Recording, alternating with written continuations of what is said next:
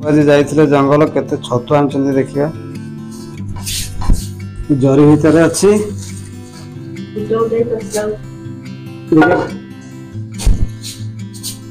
देखिए किए छतु सब ये कौन नाड़ा कौन भांगी जाइए ना कौन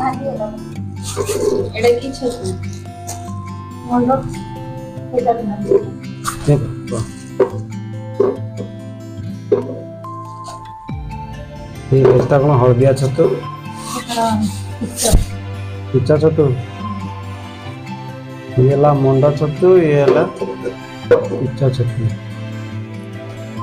कितने छतु पाइल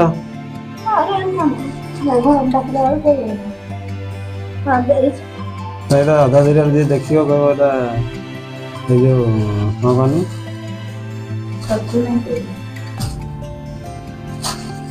ये जो डाली घुंटती जो कौन डाली घुंटा भाया देखा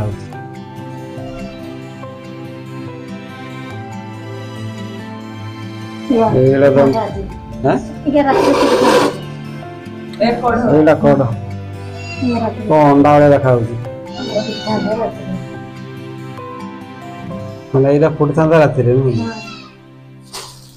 देखो ये अंडा भाया देखा राति आज राति भितर फुटी जाता काली सका ये भाया सब हो जाता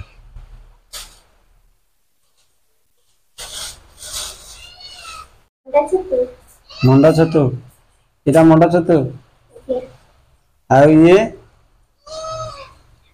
कि छतु ये छतु जान ये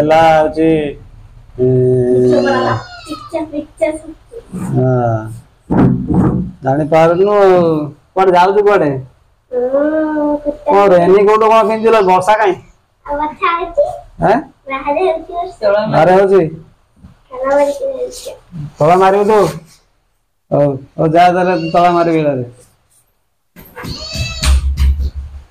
आपण माने देखिले जो बो आनी जंगल छतु आपण माने छतु खाई यदि खाई छतु देखिले कि छतु ये सब ये छतुर ना कौन रही ये हूँ दी प्रकार छतु अच्छी हलदिया कलर आ गोटे हूँ धड़ा कलर माने ये छतु केवल अषाढ़ मास श्रावण मास भितर पाइबे अलग मास जमा पाइबे नहीं छतु ये हूँ जंगल फुटे छतु प्राकृतिक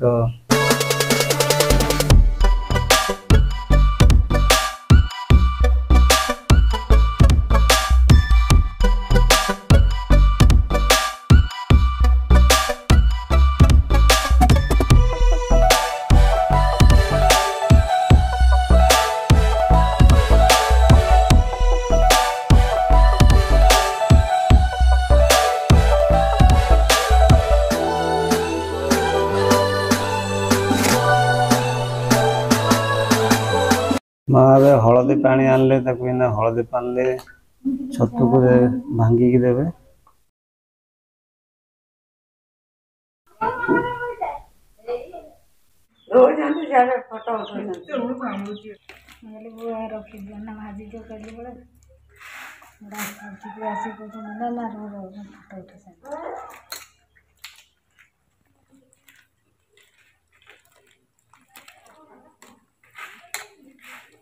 बर्तमान आमर छतु धोइबा सरी जाइए खाली बाकी रहा रोषे हम आपण मानक ये कही रखी आपण मैंने जेकोसी छतु होना कहीं जंगल में जो छतु फुटुची सी छतु हो कि बाड़ी अगणार आमर रोचे कुटा छतु सी छतु हो या बजार टाउन में जो बिक्री होती छतु सी छतु हो आपण मैंने छतु को 2 ରୁ 3 थर धोईदेवे धोइबार कारण हूँ छतुरे बेसी खंडिया मंडिया होता है आउ पोक जोक चढ़ी था साप से छतु को खाती से अधा खंडिया थाए अधा भल थाए और से छतु को केबे आनिबे नहीं कारण छतु को साप मैंने खाई था जहाँफल सी छतु खंडिया ही थाए लोक मैंने छतु खाइला मैंने बेसी असुविधा भी पड़ी था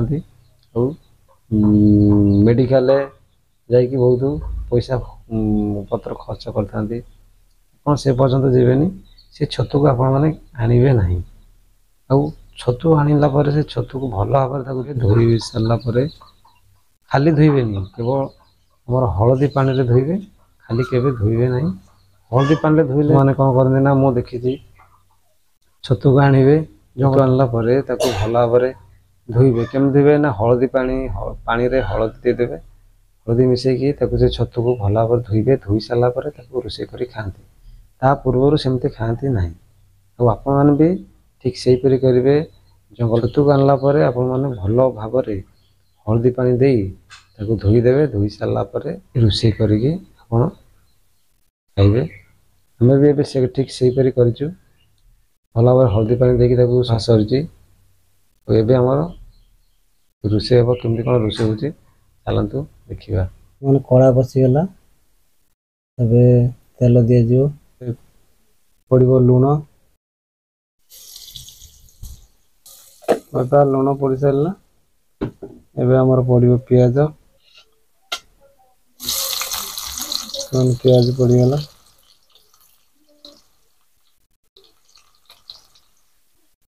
ପିଆଜକୁ ଲାଲ ହେବା ପର୍ଯ୍ୟନ୍ତ ଛାଡ଼ିଦେବା ତେଲରେ। ବର୍ତ୍ତମାନ ପିଆଜ ଲାଲ ହେଇଯାଇଛି। ଏବେ ଆମେ ମସଲା କରିଗଲେ ଲଙ୍କା ଗୁଣ୍ଡ ପଡ଼ିବ। ଲଙ୍କା ଗୁଣ୍ଡ ପଡ଼ିଗଲା, ପଡ଼ିଲା ହେଉଛି ଆମର ହଳଦୀ ଗୁଣ୍ଡ।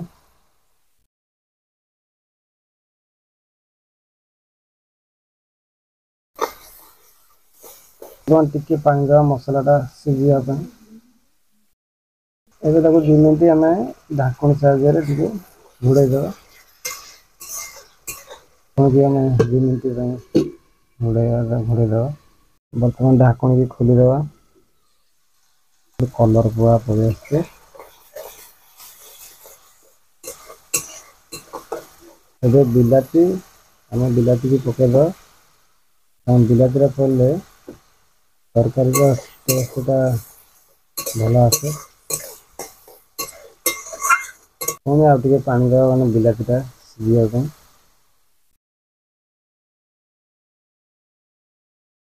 ପୁଣି ଢାଙ୍କୁଣୀକି ଆଉ ଥରେ 2 ମିନିଟ୍ ପାଇଁ ଘୋଡ଼େଇ ଦେବା। ଢାଙ୍କୁଣୀକୁ ଆମେ ଖୋଲିଦେବା।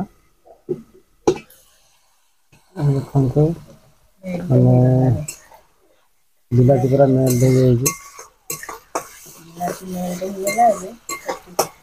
ଏବେ କ'ଣ କରିବା? ଛତୁ ପକାଇବା। ଏବେ ଆମର ଛତୁ ପକାଇବା। ଦେଖନ୍ତୁ ଭଲ ଭାବରେ ପୁରା ମସଲା ଆମର ହେଇଯାଇଛି, ମାନେ ବିଲାତି ଆଉ ସବୁ ଯାହା ପଡ଼ୁଥିଲା ପୁରା ମେଲ୍ଟ ହେଇଯାଇଛି। ପୁରା କଲର୍ ଦେଖନ୍ତୁ ଏମିତି ଭଲ ପୁରା କଲର୍ ପୁରା ଆସିଛି, ସୂତା କଲର୍। ଏବେ ଆମେ ଛତୁକୁ ପକାଇବା। ଦେଖନ୍ତୁ ଛତୁ ଆମର ପଡ଼ିଗଲା। ଛତୁ ମାନେ କଡ଼ାରେ ସବୁ ଛତୁ ପଡ଼ିଯାଇଛି। ଏବେ ଆମେ ଟିକେ ଆମର ଖୋସଣି ସାହାଯ୍ୟରେ ଟିକେ ମସଲା ତାକୁ ମେଲ୍ଟ କରିବା। ଭଲ ଭାବରେ ଘାଣ୍ଟି ଦେବା। ଏବେ ଆମର ଛତୁ ସବୁ ପୁରା ପଡ଼ିଯାଇଛି। ଆଉ ମସଲାରେ ତାକୁ ଆମେ ଭଲ ଭାବରେ ତାକୁ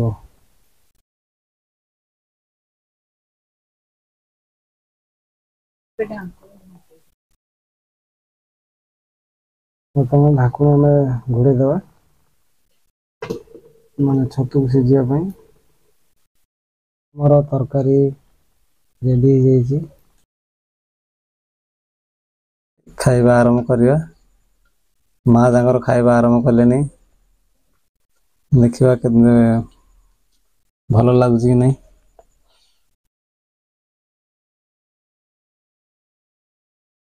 ନହେଲେ ଗରମ ହେଉଛି ତ ଯୋଉ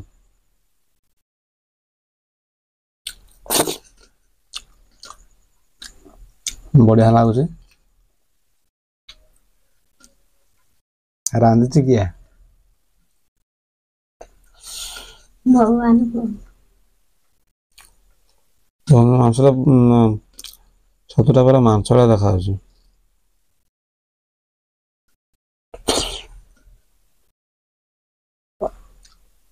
ଫାଇନାଲି ମୁଁ ଖାଇସାରିକି ରୋଷେଇ ଘରୁ ଆସିକି ଆମ ଶୋଇବା ରୁମ୍ରେ ମୁଁ ପହଞ୍ଚିଗଲି। ଛତୁ ତରକାରୀଟି ଭଲ ଟେଷ୍ଟ ହେଇଥିଲା।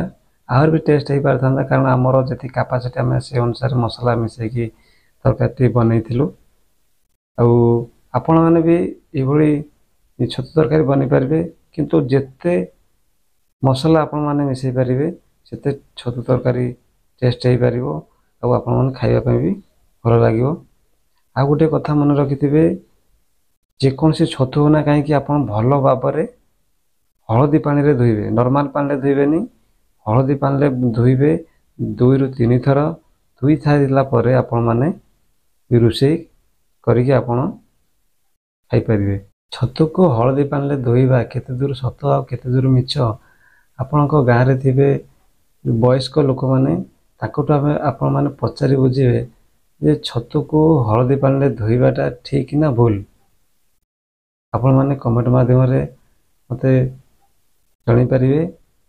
ଆଉ ଭିଡ଼ିଓ ଯଦି ଭଲ ଲାଗିଥାଏ ଭିଡ଼ିଓଟିକୁ ଲାଇକ୍, ସେୟାର, ସବସ୍କ୍ରାଇବ୍ କରିବେ ଆଉ କମେଣ୍ଟ ମାଧ୍ୟମରେ ଜଣାଇବେ ଯେ ଭାଇ ଛତୁ ଯେଉଁ ହଳଦୀ ପାଣିରେ ଧୋଇବାଟା ଠିକ୍ କହିଲେ କି ଭୁଲ କହିଲେ ଆପଣମାନେ ଜଣାଇପାରିବେ।